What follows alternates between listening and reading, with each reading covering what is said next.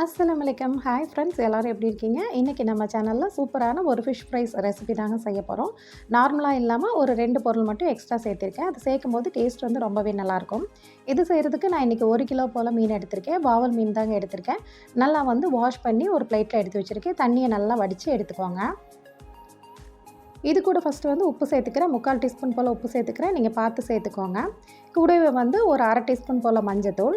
இப்போ வந்து காரத்துக்கு தகுந்த மாதிரி மிளகாத்தூள் சேர்த்துக்கலாம். நான் வந்து நார்மல் மிளகாத்தூள் தாங்க சேர்த்துருக்கேன்.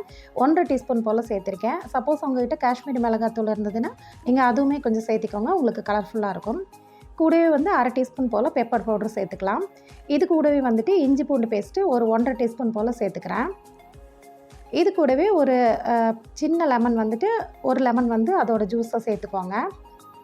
நல்லா எல்லா பக்கம் படுற மாதிரியே வந்து நீங்கள் சேர்த்துக்கோங்க. இது சேர்க்கும்போது உங்களுக்கு உப்பு, புளிப்பு, காரம் எல்லாமே இருக்கும். இது கூட வந்துட்டு ஃபைனலாக நம்ம வந்து கஸ்தூரி மேத்தி சேர்க்க போகிறோம்.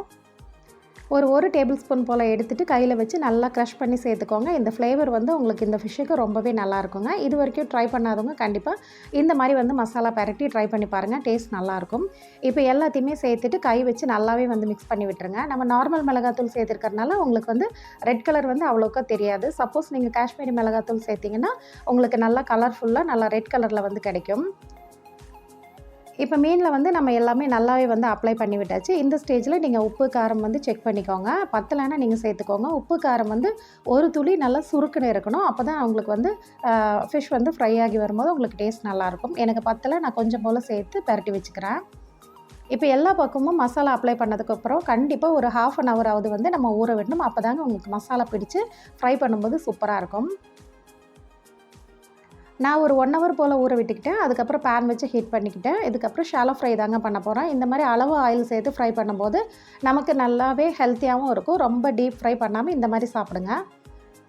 இப்போ மீடியம் ஃப்ளேமில் வச்சுட்டு 2 பக்கம் நல்லா ஃப்ரை பண்ணி எடுத்துருங்க. அவ்வளவுதாங்க, சூப்பரான டேஸ்ட்டில் நல்ல ஃப்ளேவரோடு இருக்குங்க.